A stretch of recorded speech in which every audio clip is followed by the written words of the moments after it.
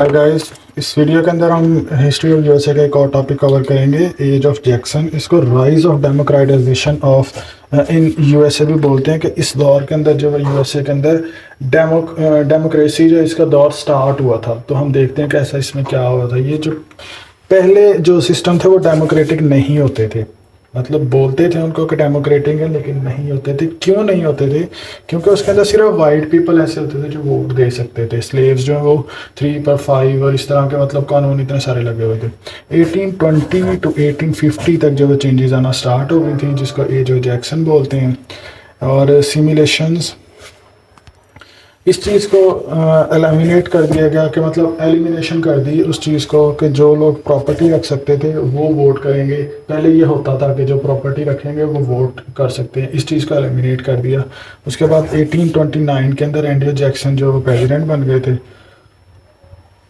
यहाँ पे Monro doctrine जो इम्पोर्टेंट एक टर्म है, इसके अंदर ये होता कि प्रेसिडेंट मोनरो ने अपनी तकरीर में कहा था कि यूरोप कोशिश ना करे कि कॉलोनीज जो वो वापस लेने की, कि वहाँ पे दोबारा आके जो वेस्टर्न साउथ है, वेस्टर्न जो अमेरिका, वहाँ पे आके दोबारा कॉलोनीज बनाने का सोचे भी ना। अगर ऐसा किया तो we will like to do our stuff. और कहा कि यूएसए को भी यूरोपियन जो वॉर्स हैं उनसे दूर रहना चाहिए। ये मोनरो डॉक्ट्राइन के बारे में लिखवाएं थे।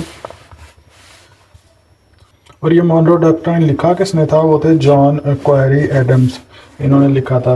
और इसका जो डिसएग्रीमेंट्स थे वो था कि शुड नॉट इन्वेस्ट, लोगों को जो इसके ऊपर था कि should not invest on infrastructures.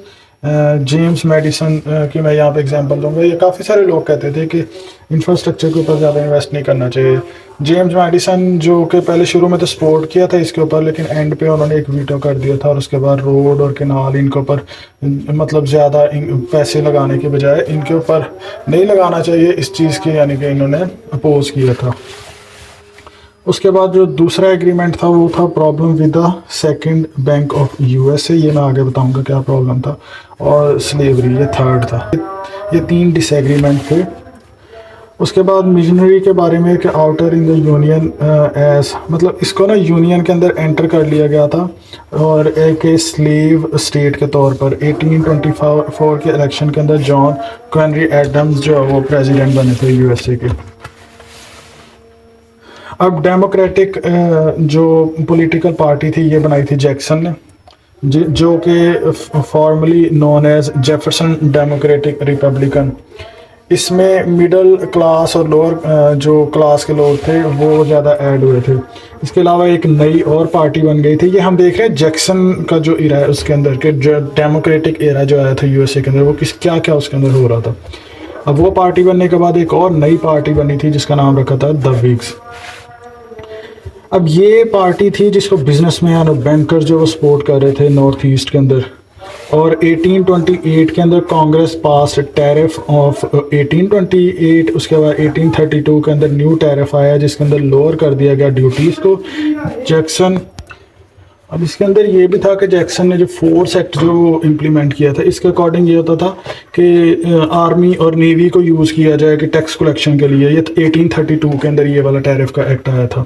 उसके बाद 1833 की बात कर लेते हैं कि इसके अंदर न्यू टैरिफ एक और लगा दिया जिसके अंदर फुल ब्राउन क्राइसिस जो वो स्टार्ट हो गया था। मतलब फुल ब्राउन क्राइसिस जो वो टैरिफ लगाया गया था। और उसके बाद एक और ज़्यादा जो इशू इसके अंदर इस दौर के अंदर चला था वो था नेटिव अमेरिकन की किलिंग्स का। 1830 के अंदर इंडियन रिमूवल एक्ट बनाया गया जिसके अंदर के इंडियन को रिमूव करना शुरू कर देंगे। और जैक्सन ने इसको सपोर्ट किया। और इसको एक बड़ा वाकया भी हुआ जिसको बोलते हैं कि ट्रेल ऑफ टीयर्स। इसके अंदर हुआ था कि 18,000 जो इंडियन थे उनमें से 1/4 जो वो डाइड हो गए, उसके अंदर उनकी डेथ हो गई थी। और उस वाकये को बोलते हैं ट्रेल ऑफ टीयर्स।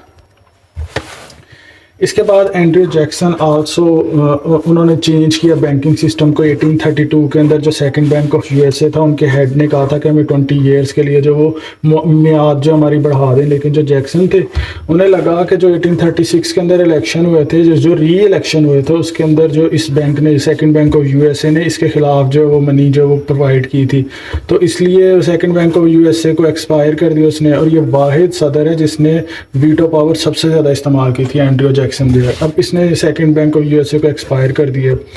और इसके अलावा जो पेट बैंकर छोटे छोटे बना दिए जिनको मनी देना शुरू कर दिया, मतलब पूरी अब कंट्री का जो मनी थी वो अब बैंक तो बंद हो गया, उसको एक्सपायर कर दिया, तो अब वो किधर जाएगी, तो इसलिए वो पेट बैंक से स्टार्ट कर दिए थे छोटे छोटे बैंक, और ज़्यादा से ज़्यादा जो है वो मनी बनाना शुरू कर दिए थे वहाँ पे, रुपीज़ जो पैसे बनाना शुरू कर दिए थे, डॉलर्स। और 1833 से लेके 1837 तक 10 मिलियन से लेके 149 मिलियन तक पहुँच गया इन्फ्लेशन रेट जो वो, यानी इतना पैसा जो वो बना लिया यहाँ पे।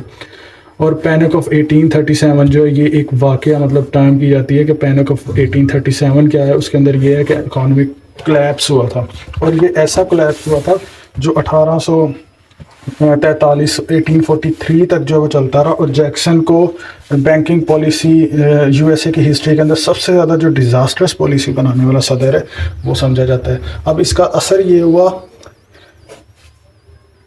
कि जो बिज़नेस ओरिएंटेड लोग थे वो विग्स जो पार्टी में पीछे बताया आपको उसके अंदर शामिल होना शुरू हो गए थे, और रिमेनिंग जो डेमोक्रेट थे उन्होंने अलाइनमेंट शुरू कर दी एग्रीगेरियन और इंटरेस्ट के जो लोग थे उनके साथ, यानी कि स्लेवरी वाले लोगों के साथ। अब age of Jackson was more democratic, और ये कहा जाता है कि जैक्सन जो वो वॉस प्रेसिडेंट था अमेरिका का फ्रॉम बैंकिंग, जिस तरह के उन्होंने काम किया, जिस तरह स्लेवरी के साथ किया, जैसे नेटिव अमेरिकन या इंडियंस के साथ किया था, तो इसके इन सारे कामों की वजह से इसने लीड्स किया towards the modern American politics, जो कि हम अब अपनी नई आने वाली वीडियोज़ के अंदर कवर करेंगे। Thanks for watching this video, please subscribe my YouTube channel.